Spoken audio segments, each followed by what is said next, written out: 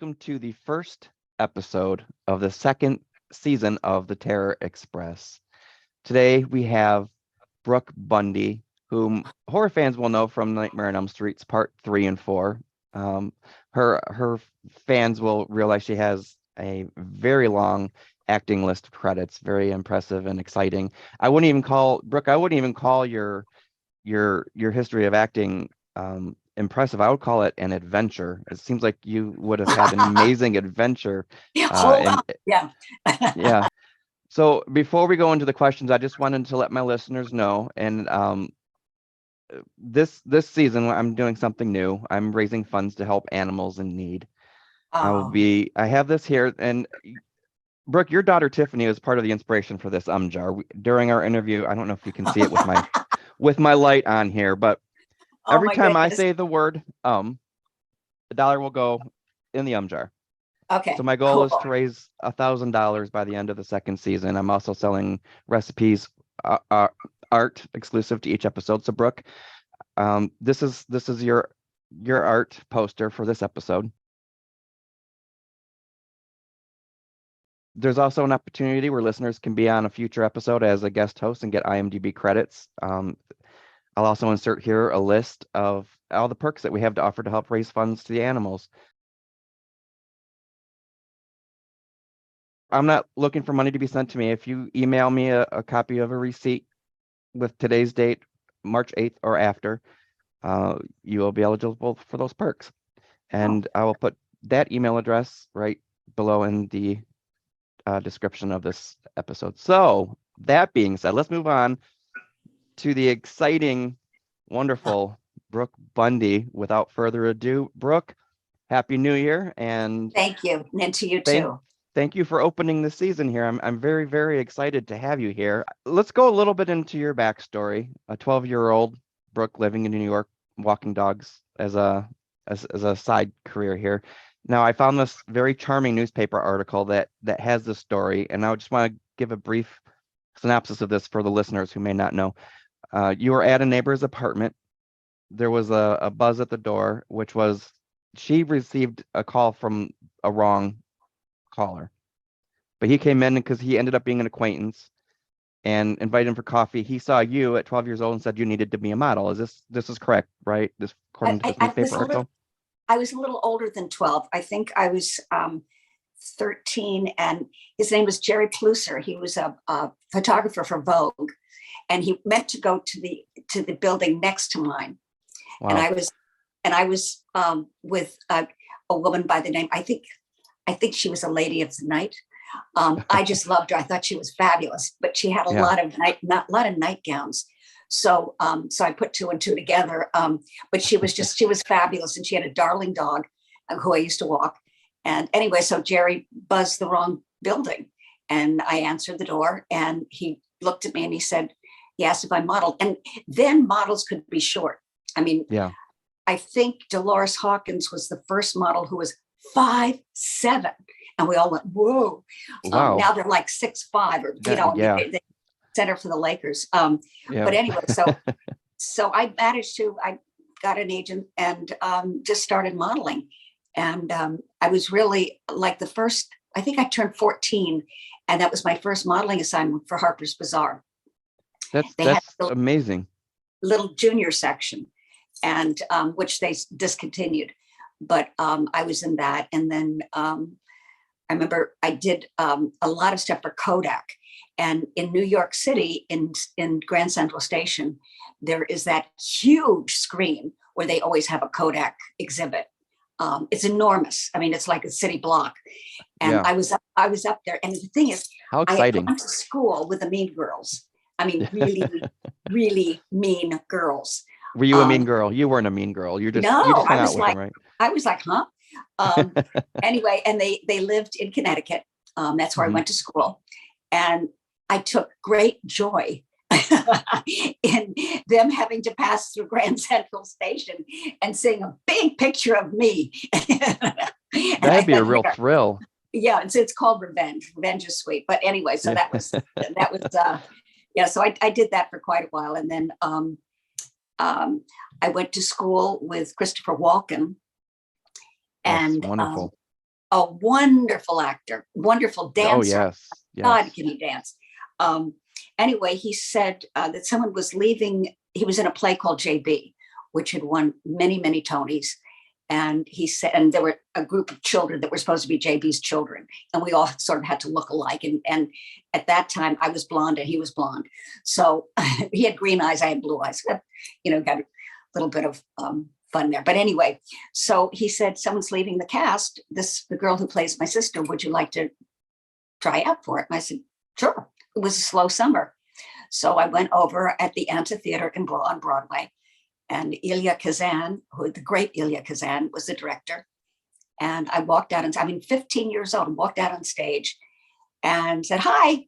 And I called him Mr. Gadge because everyone called, that was his nickname, Gadge. And he was sitting in the audience. Nobody else was there. It was completely dark. And he said, can you sing? And I said, yeah. Can't sing. And he said, can you dance? And I said, I can do the twist. And I did the twist. And he thought that was pretty funny. And he hired me. And I thought, wow, this is show business, a snap. And that started the whole thing. So it seems very serendipitous. That's not a word I use very often, but I think it fits this situation perfectly. What if you hadn't been at your neighbor's apartment that day? What if you hadn't been at the wrong apartment that day? What if they hadn't been acquaintances? All these things are just, like I said, very serendipitous. They just line up.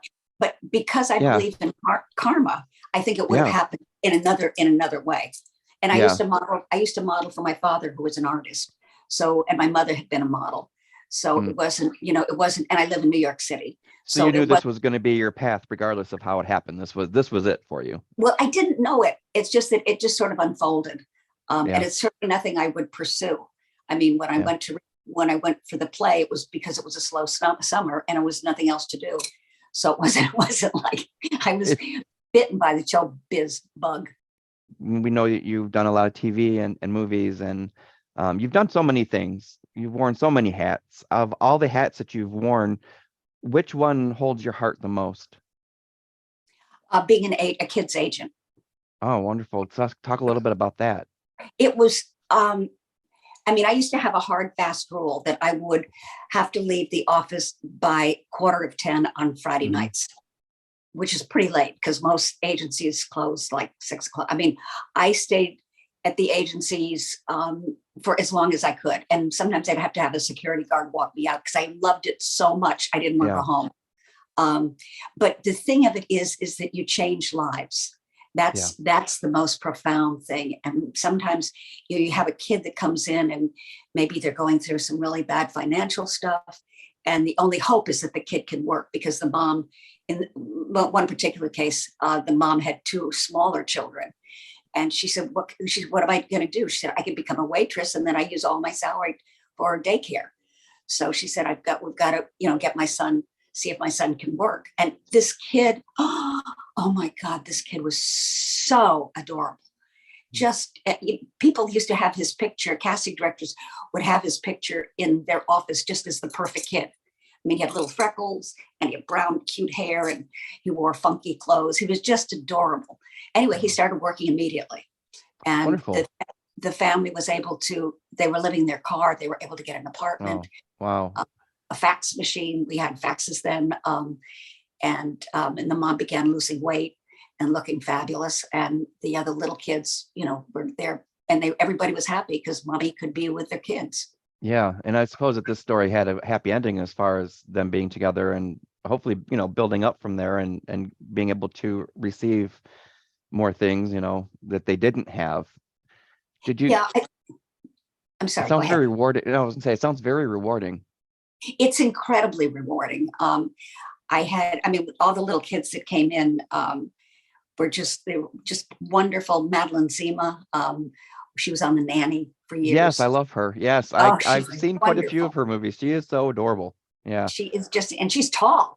She's yes. a tall Oh, girl. yes. Yeah. And her mom is great. And she has 2 sisters who one was an actress. That was Yvonne. She was on ER. I know Madeline did a horror movie called The Collector that was very, very, from the time it came out, even from now it holds out, it was a very intense film. And she definitely played against her character that she played on The Nanny. So it was nice seeing her continuing on her career like that. Yeah. But yeah, she's always Yeah, been adorable. she's a wonderful actress, absolutely Yeah, wonderful, and lots of kids. So it was very rewarding. that's fantastic. And it sounds rewarding. I think that's really a key to being happy and healthy mentally, is to being able to do something like that.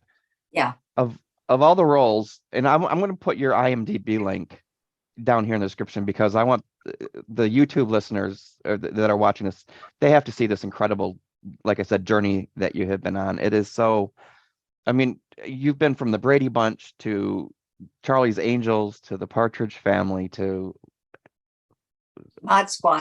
Star Trek, Mod Squad. There's just Star so much. Trek. It would be, oh wow. And I can't wait to have you on so we can just talk about your history, all your acting roles and your experiences and people you've worked with. But of all the roles that you did play, which one has been your favorite? Your Well, most it's funny memorable? because Tiff asked me the same question yesterday, Hmm. and Oh. I was prepared because you had asked me that question. So I like going through my files. There was a play that I did called Second Lady, and I think that is my favorite. It's a one-woman piece, so it is terrifying. I mean, So it's this is really, this is Broadway? no, I did it here at the Beverly Hills Playhouse. Oh, okay. But it's just a wonderful piece for an actress. It just Yeah. encompasses everything. It's funny in places, it's tragic in places. It's just a field day for an actress. It's wonderful. And like I said, it's terrifying to be on stage alone. Oh yeah. Yeah. Oh, I know? bet. I bet that's It's got to be like- quite the adrenaline rush too, though, when you're finished, Oh, right? And yeah. you got the Yeah. applause, and what an adrenaline rush. I this in no way compares to that, but I remember playing cadet orchestra, seventh grade, the viola I played, and concert people at the end of the concert. I had experienced that adrenaline rush once or twice, but I'm sure it nowhere near touches yours with Second Lady and being on stage in front of all those people there. That just sounds like an amazing time. I use the word amazing with you a lot, so I guess that just means that you are an amazing woman. Thank you. Yeah. Now, I know a lot of actors who raise children. I guess you would call them second generation actors, or maybe in this case, third, given your parents' history touching on entertainment. A lot of times parents don't want their children to pursue this career, or a lot of times they will inspire or support it. What was your first reaction when Tiffany came to you and said, "Hey, Mom, this is what I'm doing"? I think I was really pleased. I mean, we used to walk down the street and people would just stop and stare at her. She was so beautiful. And frequently she wore a boa constrictor around her neck, by the name of Chloe. And she would look at me and she said, "What are they looking at?" And I said, "Oh, because doesn't everybody wear a boa constrictor around their neck?" So Do you have any photos of this? I would no, love to I see a don't. photo I of this. wonder I'm if sorry. Tiff does. She Sorry, I might. didn't mean to interrupt you. So No, okay, so that's you're walking okay. down the street with the boa constrictor around Tiffany's neck. Yeah, and she was just gorgeous. Yeah. She always had fabulous little clothes, and she had this cute little mini skirt that she used to wear in high heels. And she just looked, I mean, she was 15 and just, it was like she was traffic stopping for two reasons. One is the boa constrictor, which finally, I think, what happened to the boa constrictor? I think we gave it to a reptilian place or something. It lived, I mean, it was alive. The Yeah. only problem with a boa constrictor is they have to eat mice. So I said, I draw the line. I do Yeah. draw the line here. I will not allow. So Tiff would have to go and get frozen mice, dead Yes. frozen mice. And they were always in our freezer. It was like, oh, I don't know if I can handle this. So I could just see it now. Hey, can you get the chicken out of the freezer, please? It's next to the mice. you want some ice cream? I mean, Some ice cream. Nice. Some Nice. ice Mice cream. You blend it up, freeze it. Hey, mice. Yeah. That's great. Let's talk a little bit about Elaine Parker. What impact has Elaine Parker had on your life? well, I never wanted to do a horror film because I was always afraid that somebody in a dark theater somewhere would say, "Hey, that looks like a good idea. I think I'll go chop up people." So I was like, and I didn't want to have that kind of karmic responsibility. Yeah. So But my agent, my wonderful agent, said, they really want you for this. And because I turned them down, they really want you for this. And I said, okay. So, and I had no idea about the history of Nightmare, none whatsoever. I mean, I remember it coming out, but I never saw it. I didn't know who was in it. I didn't know anything. Who, Freddy, who? So then when I did it, it was a job. But the story that I tell about it, which was so interesting, is when I was on the set for the first for number 3, I was sitting on my chair and I noticed there was a whole bunch of hubbub on one side of the stage, and people were like making, a lot of motions with their hands and stuff. And I said, yeah, I wonder what that's about. So I found out what it was someone had broken into the studio at night and stole Freddy's sweater. I wonder. And that's when it occurred to me that if someone is risking jail time, yeah, I mean, breaking into a studio is a serious thing. And fortunately, we had a bunch of sweaters, so it wasn't like he was sweaterless. But that's when it occurred to me that I'm onto something big. I don't know what it is.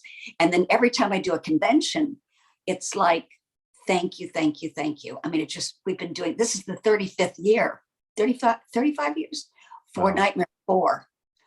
I mean, it's like a big deal year, so, and it's great when we're all there. It's just so much fun. And Toy Newkirk, her mom was my best friend, and we were partners as agents together. So it's just wonderful to be around everybody. I reached out to I'm sorry, I'm stumbling over my words. I reached out to Toy recently to see if she'd be interested in coming on the show. So hopefully I'll hear back from her soon. Yeah. I do think she was quite wonderful in her role on Nightmare on Elm Street Part 4. Part 4. Yeah, she was part 4. Yeah. Now, have you gone back and visited the other Nightmare on Elm Streets prior to yours or after yours? Have you watched any of the other ones? I haven't watched any of the other ones, and I have to admit that I hadn't really seen 4 until maybe 2 years ago. Yeah. And I was blown away by Lisa Wilcox. I thought, I mean, she was Wonder Woman before there was Wonder Woman. Yeah. I mean, that arc that she played was incredible. Yes. From this quiet, meek, withdrawn to this big, tough badass who is ready to put everything on the line to fight this demon. Her character arc was quite spectacular. Yeah. And then I became rather close with Tuesday and Andros, and just, we have deep ties. All of us have deep ties to each other. And then, of course, there's Robert, and Heather. Nice. They're wonderful people. I've been fortunate enough to meet Heather and share a stage with her a few years ago in Georgia when we presented an award to Amanda Wiss. So that was very thrilling. Yes. I got to sing the Just a Ton of Us theme song with Heather while we were driving around Georgia. So that was probably one of my most unforgettable moments as being tied into the horror community. Yeah. Do you have any upcoming projects that you would like to promote or discuss? I've got a convention coming up in June at Pasadena Civic Center. I think it's huge. I was there several years ago before COVID, and I was absolutely blown away. I had been doing conventions, but nothing as big as this. This is, I mean, it's crazy. And the thing that's so amazing is the fans. They also blow me away. The kindness, the sweetness, the sincerity, the respect. I mean, every single one of them, every one of them. I was watching, there was, of course, this line that goes around the block for Robert, but I was watching this one kind of interaction where someone actually stepped on somebody else's toe. And instead of saying, sorry, they said, "Oh my God, are you okay? I'm so sorry." It was so sincere. And the person said, yeah, I'm fine. But it was like really heartfelt. And that's the way the fans are. They're just amazing people. Yeah, they really are. A lot of people give, like you said before, when you didn't want to do the Nightmare on Elm Streets because you were afraid of the theater goers being inspired to do things that, we wouldn't want them to do. I also have noticed that the horror community really is familial with each other. They're sweet and they're caring, where people who aren't in the horror fans or horror community will look and say, oh, these people are weird and crazy. They're really not. They're very They're down to not. earth. They're very sweet and they're very considerate. So I understand what you mean by that, because Yeah. if I stepped on someone's toe, I too would be very apologetic, not just in a convention, but anywhere. I'd be like, oh my God, I'm 270. How many pounds? And I just broke your toe. But so um, I wrote down, so this is June, Pasadena Civic Center. I will there's another dollar in the M jar at least. I will put the link to this convention down below. So if you're not watching this on YouTube, head over to YouTube, check out the video with Brooke Bundy and look for that link down below so you can purchase Oh, your thank ticket. you. Yeah, absolutely. Now let's move on to the true supernatural experience story. And we've touched on this very briefly. And I have a feeling we have a beautiful story coming to you, which will actually ties in beautifully with you wanting to help the animals. So you touched briefly on what your true supernatural experience is. Let's share that so the listeners can hear what I'm trying not to spill before you do. Okay. So I have two dogs. I have Big Tony, who's about this big, and I had Betty. Betty was an actress and Tony was her manager. I had this whole like story going on with them. They came to me, they found me. I didn't want dogs, I had cats, but these two stayed with me for 13 years. So, and we think that Betty was probably about 3 or 4 when she came to me. Anyway, she was diagnosed with enlarged heart. So to the tune of a lot of money. There's a place here that's just wonderful, wonderful doctors, wonderful vets, but it's like Cedars-Sinai, which is like, a big hospital in LA. It's like complicated. Anyway, so she was on all this medication and I had to give her shots every 4 hours all through the night. And it just, and she would walk a little bit and she'd kind of want to sleep. And so she was closing in on 17, which I was in denial about, frankly.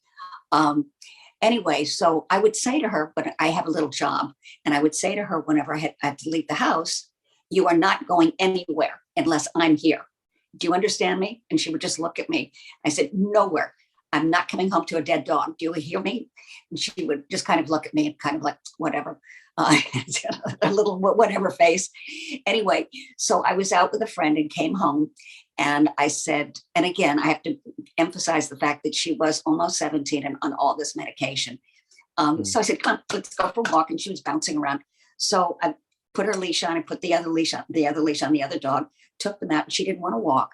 So I said, okay, I'll pick you up. So I picked her up and brought her back to the house. Each of them has their own chair.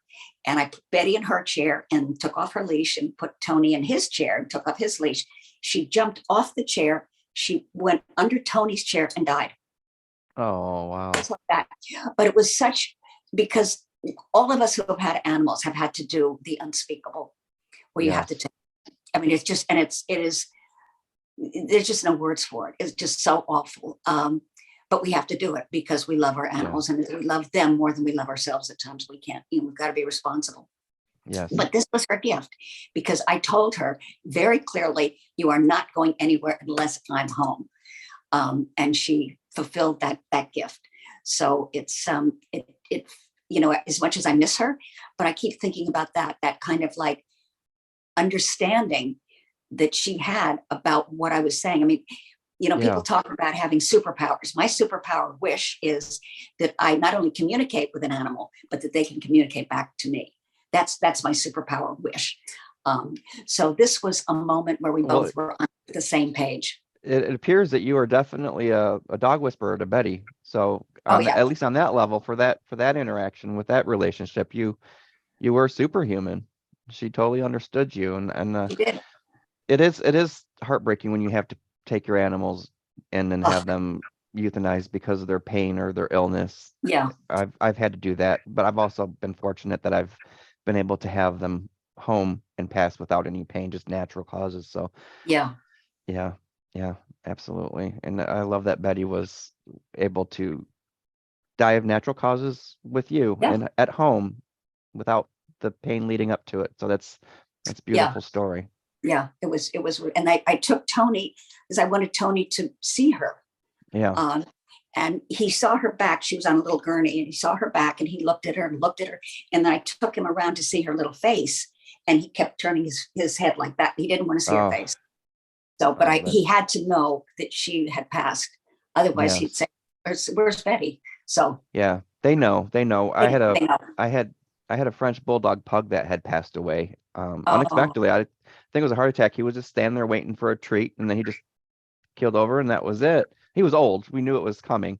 yeah. Luckily, he didn't have any illnesses or anything, but we covered him up. I was not home, but my roommate was home, covered him up, wait for me to get home. But my other two dogs that I still currently have would not have it. They were not going to let him be covered up. They kept pulling it back. They weren't What? going to let him be covered. Yeah. It's like they knew he was under there and they didn't want him to be covered like that. So both of Right. them kept pulling it back. I don't know. It was just a very strange behavior. They were definitely a very close pack. So to see that behavior, so Wow. obviously after like the second or third attempt, they just left him uncovered until I got home, and we did what we had to do from that point Yeah. on, which was, it's always heartbreaking. They're like family, which is why I'm trying to raise these funds to help animals in Yes. need. But tell us a fun little fact or something quirky about yourself that your fans may not know, but they'd get a kick out of. I don't cook. What is your biggest phobia? Can you define phobia for me?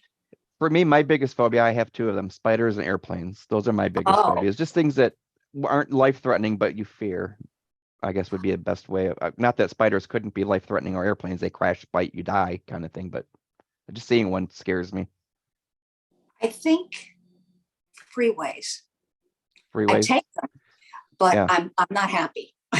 So no, hated freeways. She still does. Every time we go somewhere, it's a back roads drive because, yeah, it's a claustrophobic, messy, very congested area where things can happen. So yeah, and happen yeah, fast. yeah, So and yeah, I bad. don't like them. I find myself very anxious. Yeah. And so Oh yeah, anxious is a good word. Yep. Same. What will be your legacy? I don't know. That's such a wonderful question, and I should be prepared for it. But Thank I you. think just kindness, and I'd like to leave my family some money. Um, um, um, and things that I treasured in my lifetime, um, and just and funny stories about me. Yeah. Crazy mom. We all love a crazy mom. Yeah. Yes. Well, I thank you so much for coming on here, and I really enjoyed talking with you, and I can't wait to talk to you again about your career and everything that you've done. So I'll reach out and we'll set up a date soon, whenever Okay. you're free or whenever you'd like to join us. But Okay. Great. I'd like to say thank you to all of our listeners, and if Thank you're you. on YouTube, I'm thanking you for watching this video that is exclusive to YouTube. Check out all the links below here for her future appearances in June and for some information on how you can become part of the Terror Express with the IMDb credits for guest hosting and recipes and art exclusive to this episode, all kinds of fun stuff. But Brooke, have a Uh, wonderful, I'm sorry, it looks like you're gonna say something. yeah. I just wanted to also put in a pitch for Tiffany. Tiffany's Sure. going to be in Texas at the convention in March. March what? I don't know what the dates are. I know Okay. it's up on. I'll reach Uh, out to Tiffany and get these dates. We do have an yeah. episode from our first season with Tiffany. So listeners, go to Tiffany Helm's interview that is already posted. I will have those links in her video so that we can get some promoting done for her as well. Thank you She's so also a much. wonderful, wonderful person. So thank you so much, Brooke, for being here. I've had a great time getting to know you a little bit more, and thank you for being a passenger on the Terror Express. Okay. Thank you.